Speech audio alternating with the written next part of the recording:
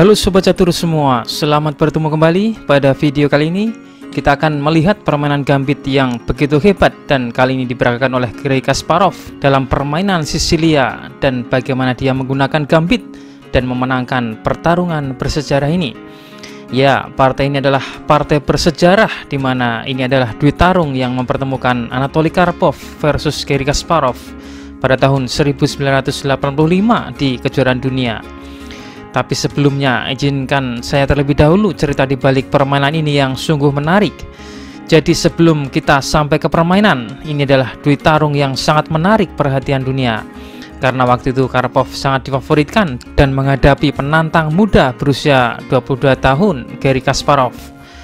Karpov sangat difavoritkan dan dengan memenangkan pertarungan ini, Karpov akan memenangkan gelar kejuaraan dunia dan menjadi pemain terkuat di planet bumi selama beberapa dekade. Jadi sebenarnya permainan ini adalah titik balik. Baiklah, kita mulai. Karpov yang putih memulai permainan dengan pion E4. Ini adalah gerakan favorit Karpov. Di sini Kasparov merespon C5 pertahanan Sisilia, lalu kuda F3, E6, D4. Kasparov menuju jalur utama Sisilia dengan pion makan pion. Kuda mengambil dan kuda berkembang ke C6, menantang pertukaran kuda. Di sini sebenarnya Kasparov memprovokasi Karpov untuk memainkan kuda B5, di mana kuda ini mengincar petak lemah D6, di mana peta ini juga dikendalikan bersama menteri. Dan seperti biasanya, hitam memainkan D6, pion C4. Hal ini memastikan keunggulan ruang untuk putih dan sulit bagi hitam untuk membuka permainan meskipun ini mendorong pion maju D5. Permainan ini biasanya mendukung putih untuk menikmati keunggulan ruang dengan menggerakkan perwira mereka dan perlahan-lahan membangun posisi yang dinamis, sementara hitam solid namun sedikit pasif. Mari kita lihat bagaimana Kasparov menambah lebih banyak tembakan ke dalam permainan ini. Jadi pertama kali Kasparov memainkan kuda F6 yang menyerang pion putih dan pion ini dipertahankan dengan kuda. Kasparov memainkan A6 yang menendang kuda Karpov mundur ke belakang. Dan sekarang kita tiba saat dimana bagian gerakan yang mengejutkan. Sekarang inti dari rencana putih adalah menempatkan dua pionnya di sini adalah tidak membiarkan hitam untuk mendorong pion maju D5 karena akan membiarkan hitam memberikan lebih banyak ruang dan kebebasan untuk perwiranya untuk bermanuver. Namun disinilah yang sebenarnya dilakukan Kasparov. Ia tetap nekat memainkan pion D5. Sekilas ini seperti langkah blunder hitam yang salah menghitung, karena putih jauh memiliki lebih banyak penyerang ke petak D5. Selesai pertandingan, Kasparov mengatakan bahwa ide langkah ini lahir dari Kasparov berada di penerbangan antara Baku dan Azerbaijan dengan menggunakan catur sakunya. Setelah berpikir cukup lama, Karpov menerima pertukaran pion ini. Pion makan, pion memukul, hitam menyerahkan pionnya, membiarkan putih menyerang kudanya. Di sini Kasparov melompatkan kuda ke B4 dan sekarang hitam mendapatkan peluang untuk merebut kembali pionnya yang hilang. Karpov tidak berusaha mempertahankannya dan memainkan gajah E2, gajah C5 dan kedua pemain melakukan rokade. Kemudian gajah F3, gajah F5. Langkah bagus di mana langkah ini memiliki dua fungsi. Pertama adalah mencegah dari kuda putih yang dapat mundur ke petak C2. Keuntungan yang kedua adalah mendukung kuda untuk dapat menempatkan ke petak D3 yang sangat strategis ini. Oke, Karpov melanjutkan gajah G5 yang memaku kuda. Dibalas Kasparov dengan menempatkan benteng masuk ke dalam permainan, menguasai file E dan berjaga-jaga agar kuda putih tidak dapat melompat ke E4. Perlahan tapi pasti kita dapat melihat ide brilian dari langkah-langkah Kasparov. Oke, Karpov menteri D2 dan dibalas B5. Ini adalah langkah penting yang makin mengurangi gerak kuda ke petak A4 dan C4.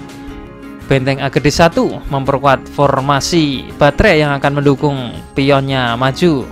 Tapi Karpov meremehkan peran penting dari kuda hitam, karena setelah ini Kasparov menancapkan kuda di petak D3. Karena perannya yang sangat kuat dari kuda ini, jadi seakan seperti gurita karena kuda ini mengendalikan banyak petak. Karpov meremehkan semua itu. Kita melihat bahwa Karpov adalah seorang pemain posisional yang hebat, Tapi dalam game ini Kasparov berhasil mengunggulinya dalam hal posisionil.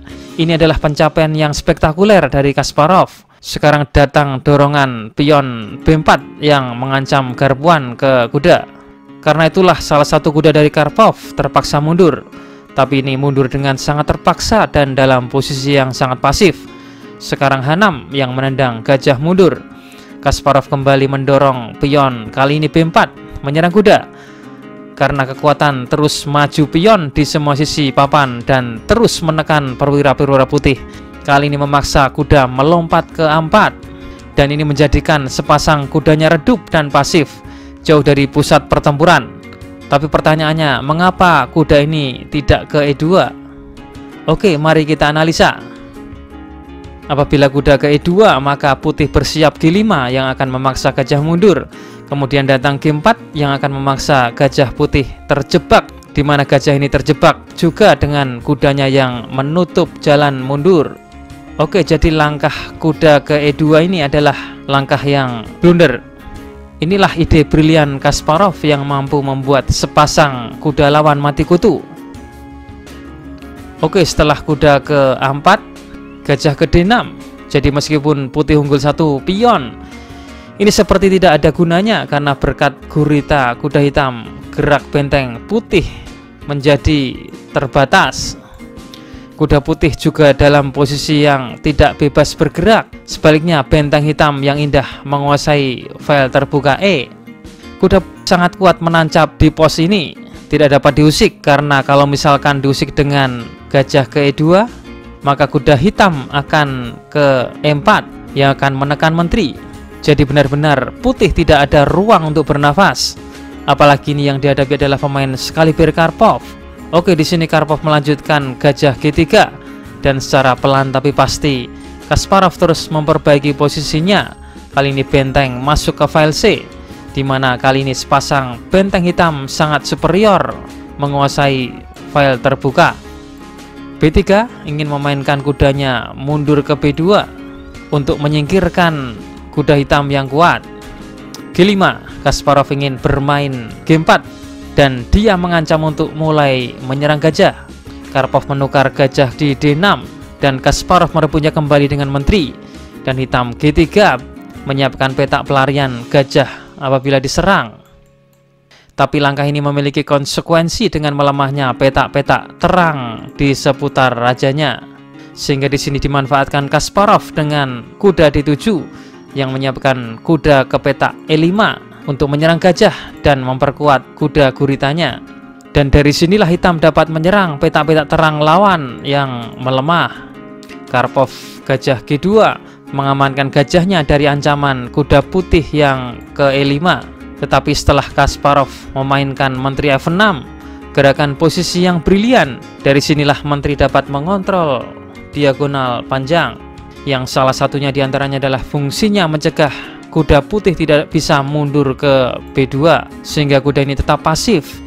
Karpov melanjutkan A3, tapi Kasparov tidak mau bertukar dengan memperkuat keberadaan pion dengan mendukung dari belakang dengan pionnya. Pion makan, pion memukul, menteri A2. Setidaknya dengan ide mengosongkan petak untuk langkah kuda ke D2, Kasparov memainkan gajah G6. Apa ide dibalik langkah ini? Setelah diteliti, langkah ini mengandung ide yang sangat-sangat brilian. Langkah ini membuka file untuk menterinya. Karena bila sekarang hitam kuda ke D2, maka hitam memainkan langkah yang menghancurkan benteng E2 yang menyerang pion F2 sebanyak 3 kali dan memberikan tekanan pin ke kuda dan menteri putih. Sangat-sangat brilian memang langkah Kasparov ini. Oke, kita kembali ke permainan. Di partai aslinya Karpov meneruskan langkah D6, mencoba menyingkirkan atau mengorbankan pion sendiri yang mengganggu. Pada akhirnya Karpov menyadari bahwa keunggulan pion hanya merugikan dirinya sendiri. Dia ingin setidaknya membuka diagonal untuk gajahnya dan mungkin menggoda hitam untuk mengambil pion ini, memperlambat serangan hitam. Tapi lagi-lagi Kasparov tidak tergoda. Kasparov memainkan G4, menekan petak-petak terang agar gajah putih tidak dapat bergerak leluasa dan mungkin untuk dapat memainkan kudanya untuk sampai ke petak F3. Pada akhirnya Karpov melangkahkan menterinya kembali ke tempat semula. Terpaksa ia melakukan langkah pengulangan untuk mengamankan daerahnya secara cepat. Raja G7 yang membela pion dari ancaman menteri lawan. Di sini Kasparov tidak melakukan langkah terburu-buru karena putih tidak memiliki langkah ancaman yang berarti. Pion F3 dengan ide membuka file untuk bentengnya. Kasparov menteri makan pion. Setelah pion makan, menteri melakukan skak, Raja H1 dan kuda F6. Kuda bersiap ke G4 atau ke E4 untuk mengeksploitasi petak lemah F2. Karpov mencoba untuk mempertahankan baris keempat dengan benteng F4, tapi Kasparov tetap kuda E4. Kuda mengancam menteri. Pada akhirnya putih memutuskan untuk mengambil kuda gurita ini dengan menterinya. Akhirnya kuda hitam itu gugur dalam tugasnya setelah bertahan lama di tempat setelah tidak kurang dari 18 gerakan. Penguasaan kuda putih selama 18 langkah ini merupakan hal yang cukup lama dan langka. Jadi Karpov mungkin sangat terganggu dengan keberadaan kuda ini. Di sini Kasparov meneruskan kuda F2 skak. Benteng mengambil kuda, gajah makan menteri. Sepintas hitam seperti memenangkan menteri. Tapi ini tidak semudah yang dilihat karena Karpov mencoba untuk merebut kembali dengan benteng F ke D2 dengan memanfaatkan pin. Tetapi Kasparov menemukan cara yang indah untuk mempertahankan keunggulan dengan menteri E3. Mengabaikan gajah yang diserang, membiarkan putih untuk menangkapnya. Ternyata idenya adalah Kasparov ingin memanfaatkan kelemahan putih di baris ke-1. Kasparov memainkan gerakan indah benteng C1.